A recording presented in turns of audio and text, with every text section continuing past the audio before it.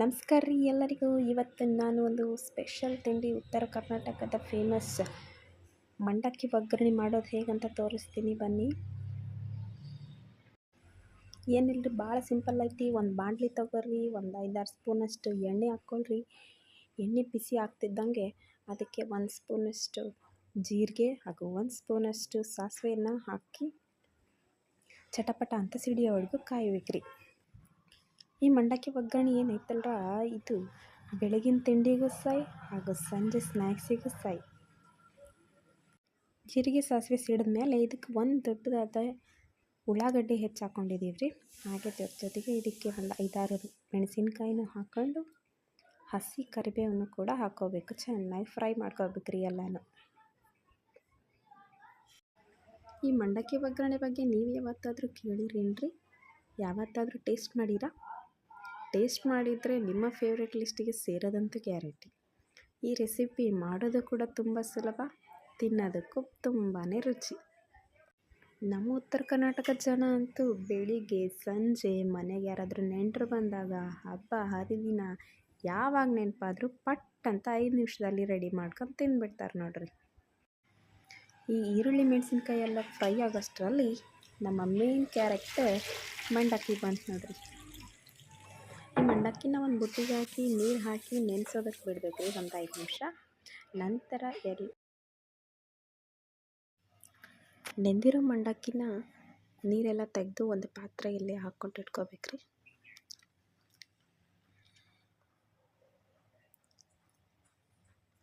ಅಷ್ಟರಲ್ಲಿ ಈರುಳ್ಳಿ ಮೆಣಸಿನ್ಕಾಯಿ ಎಲ್ಲ ಚೆನ್ನಾಗಿ ಫ್ರೈ ಆಗಿದೆ. ಇದಕ್ಕೆ ಒಂದು ದೊಡ್ಡದಾದ ಟೊಮ್ಯಾಟೋವನ್ನು ಕಟ್ ಮಾಡಿ ಹಾಕ್ಕೋಬೇಕ್ರಿ. ಟೊಮ್ಯಾಟೊ ಕೂಡ ಚೆನ್ನಾಗಿ ಫ್ರೈ ಆಗಲಿಕ್ಕೆ ಬಿಡಬೇಕು.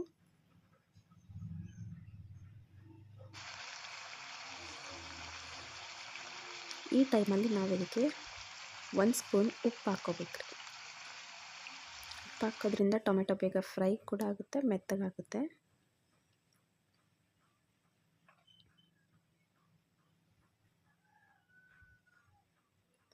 ನೀಟಾಗಿ ಫ್ರೈ ಆಗ್ತಿದೆ.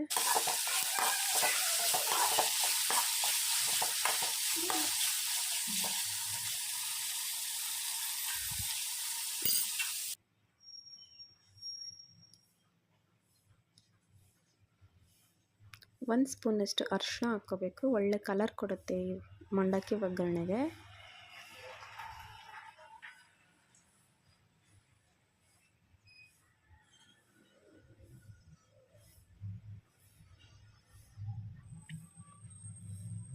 ಹಾಗೆ ಇದಕ್ಕೆ ಒಂದು 5-6 ಎಸಳು ಬೆಳ್ಳುಳ್ಳಿನ ಕೂಡ ಜಜ್ಜಿ ಹಾಕ್ಕೊಂಡಿದ್ದೀನಿ ನಾನಿಲ್ಲಿ.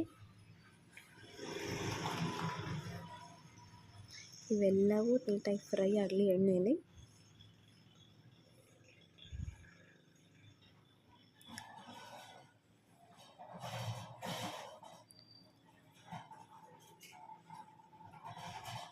ಇವಾಗ ನಾವು ಇದಕ್ಕೆ ಹುಣಸೆ ಹಣ್ಣಿನ ರಸ ಇಳ್ಕೊಬೇಕಾಗತ್ತೆ ರೀ. ಆಗಲೇ ಮುಂಚೆನೇ ನೆನೆಸಿಟ್ಟಿದ್ದಂದ ಹುಣಸೆ ಹಣ್ಣಿನ ಪಲ್ಪ್.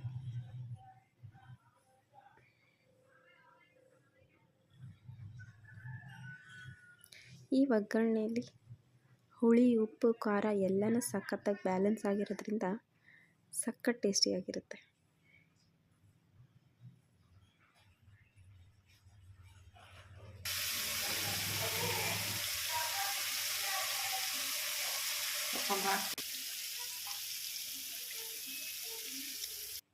ನಂತರ ಇದಕ್ಕೆ ನೆನೆಸಿ ನೀರೆಲ್ಲ ಹಿಂಡಿಟ್ಕೊಂಡಂಥ ಮಂಡಕ್ಕಿನ ಹಾಕ್ಕೋಬೇಕ್ರಿ. ಹಾಕ್ಕೊಂಡು ನೀಟಾಗಿ ಮಿಕ್ಸ್ ಮಾಡಬೇಕು.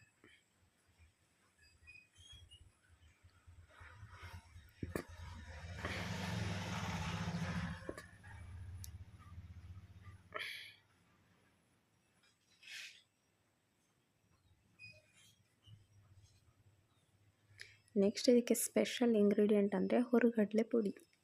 ಹುರಿಗಡಲೆನ ಮಿಕ್ಸಿಗೆ ಹಾಕ್ಕೊಂಡ್ರೆ ಆಯಿತು. ಈ ಪೌಡರ್ ಹಾಕೋದ್ರಿಂದ ಸಖತ್ತಾಗಿರೋ ಟೇಸ್ಟ್ ಕೊಡುತ್ತೆ ಒಗ್ಗರಣೆಗೆ. ಇದೇ ಸ್ಪೆಷಲ್ ಇಂಗ್ರೀಡಿಯೆಂಟ್ ಈ ಮಂಡಕ್ಕಿ ಒಗ್ಗರಣೆದು.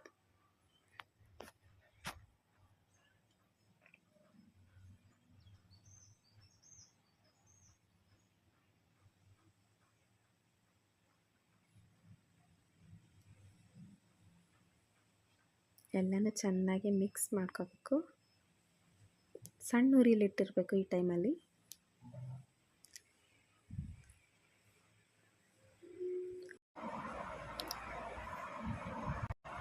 ಲಾಸ್ಟಿಗೆ ಒಂದು ಸ್ವಲ್ಪ ಕೊತ್ತಂಬರಿ ಹಾಕ್ಕೊಂಡು ಗಾರ್ನಿಷ್ ಮಾಡಿಕೊಂಡ್ರೆ ಬಿಸಿ ಬಿಸಿ ಮಂಡಕ್ಕಿ ಒಗ್ಗರಣೆ ರೆಡಿ ಟು ಟೇಸ್ಟ್. ಮಿಸ್ ಮಾಡದೆ ಒಂದ್ಸಲ ಟ್ರೈ ಮಾಡಿ ನೋಡಿ, ನಿಜವಾಗ್ಲೂ ತುಂಬಾ ಇಷ್ಟ ಆಗುತ್ತೆ. ನನ್ನ ವಿಡಿಯೋ ಇಷ್ಟ ಆದರೆ ದಯವಿಟ್ಟು ಲೈಕ್ ಮಾಡಿ, ಶೇರ್ ಮಾಡಿ, ಸಬ್ಸ್ಕ್ರೈಬ್ ಮಾಡೋದನ್ನು ಮರಿಬೇಡಿ.